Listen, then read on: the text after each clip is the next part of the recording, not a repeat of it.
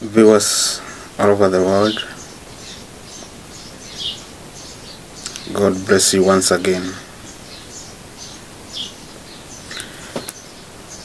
Niko mahali hapa na ujumbe ambao nimekuletea wewe mtu wa Mungu.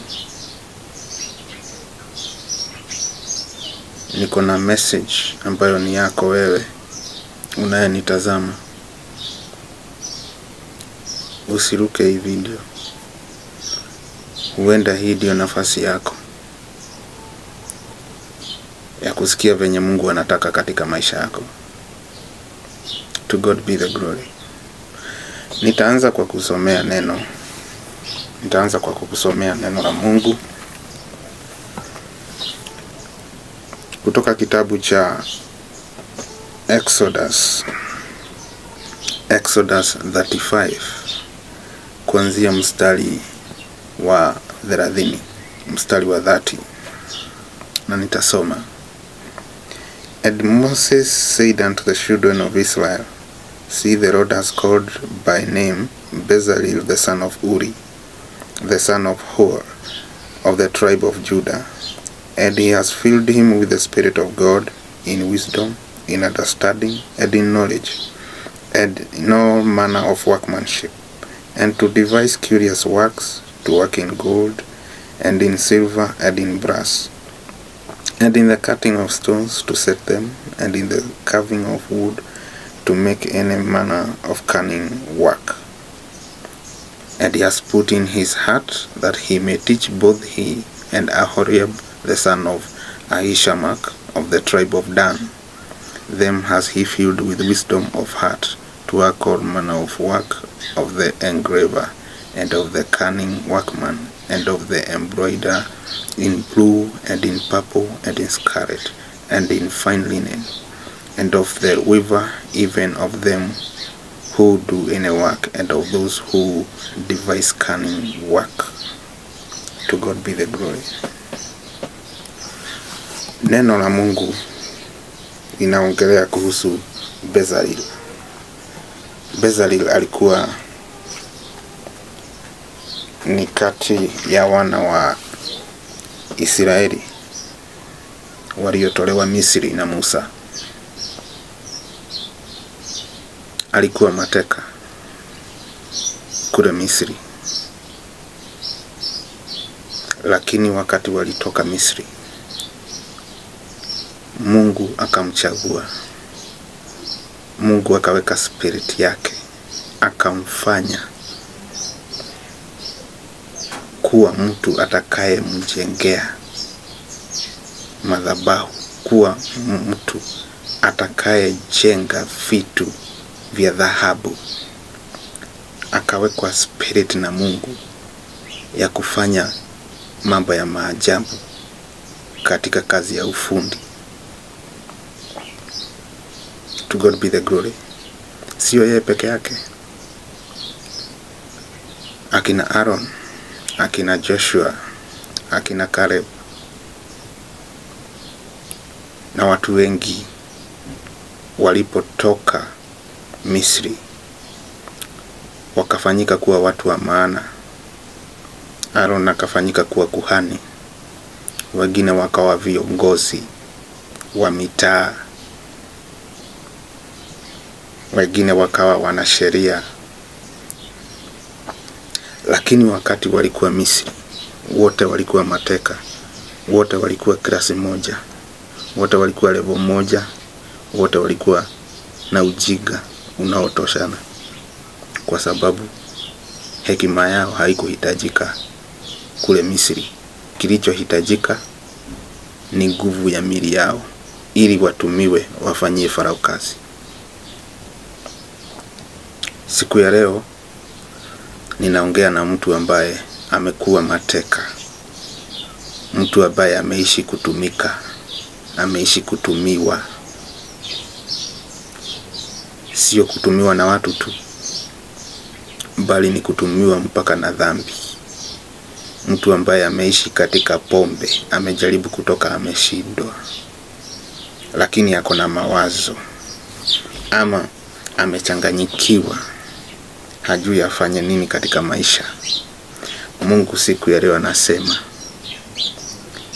ametuma mtu kama Musa alivyotumwa kule Misri. Mungu amekutumia mtu atakaye kusaidia kutoka Misri, ili baadaye uelewe hatima yako ni gani, ili baadaye uje kujua Mungu amekupangia nini, Mungu anakuwazia nini katika maisha yako. To God be the glory. Siku ya leo mtazamaji wangu, sijui kama umejitayarisha kutoka. Are you ready to come out of Misri? Are you ready to come out of Egypt? Are you ready to come out of sin? Are you ready to come out of addiction? Are you ready to come out? Umejitayarisha kutoka. To God be the glory. Hakuna lisilowezekana mbele za Mungu. Hata wewe mzazi unalilia Mungu kwa sababu ya watoto wako. Kila siku wako kwa mitaro sababu ya pombe. Wengine wamekamatwa na bangi. Bangi imewashika. Wengine ni wezi. Siku ya leo Mungu anasema anafungua mlango kuwatoa kutoka Misri, na aweke roho yake ndani yao wawe watu wa maana. Wewe unayenitazama, wewe Mungu wako tayari kukutoa Misri, abadilishe maisha yako, aweke roho yake ndani yako, uanze kufanya mambo ya maajabu, ushangaze dunia kwa jina la Yesu Kristo mwana wa Mungu aliye hai. Kila mlango uliofungwa huko Misri, hiyo milango ifunguke kwa jina la Yesu Kristo mwana wa Mungu aliye hai. Ukombolewe siku ya leo, uwe uhuru siku ya leo kwa jina la Yesu Kristo mwana wa Mungu aliye hai, ili uje upatane na mapenzi ya Mungu, uje upatane na wazo la Mungu juu yako. To God be the glory. Hakuna lisilowezekana. Kuna mtu anasema yeye amechoka, amejaribu mara kadhaa kutoka lakini ameshindwa, pengine ni addiction. Nitakusomea neno la Mungu. 1 Corinthians.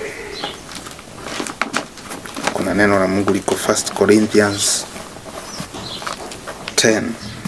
1 Corinthians 10 verse 13. 1 Corinthians 10 verse 13 nasema, there has no temptation taken you but such as is common to man. But God is faithful, who will not suffer you to be tempted above that you are able, but will with the temptation also make a way to escape, that you may be able to bear it. Mungu anasema jaribu lolote analokubali lije kwako. Jaribu lolote analokubali likupate wewe. Anakubali kwa sababu anajua kuna njia ya kutoka. There is a way out of that temptation. Kila jaribu unaona katika maisha yako, Mungu amekubali kwa sababu kuna njia ya kutoka katika hilo jaribu. Na siku ya leo njia yako unaenda kuiona, ile inafaa upitie utoke katika majaribu yako. To God be the glory. Sijui kama uko tayari kuhama, uko tayari kutoka ili uje upatane na hatima yako. Hautatumika tena. Utakuwa mtu wa maana kwa sababu Mungu atatia roho yake ndani yako ukishatoka Misri. To God be the glory. Leo ni siku yako kuanza mwanzo mpya. To God be the glory. Ninaomba kwa jina la Yesu Kristo mwana wa Mungu aliye hai, milango yako ifunguke siku ya leo, na Mungu akumulikie njia upate kuona mahali unafaa kuenda kwa jina la Yesu Kristo mwana wa Mungu aliye hai. Kombolewa siku ya leo kwa jina la Yesu Kristo. kombolewa siku ya leo kwa jina la Yesu Kristo. Funguliwa milango yako ukapatane na wazo la Mungu analokuwazia kwa jina la Yesu Kristo, mwana wa Mungu aliye hai. To God be the glory. Thank you viewers. May God be with you wakati Mungu anaenda kukutendea kwa jina la Yesu Kristo, mwana wa Mungu aliye hai. Thank you very much. Until next time. Bye bye. Thank you.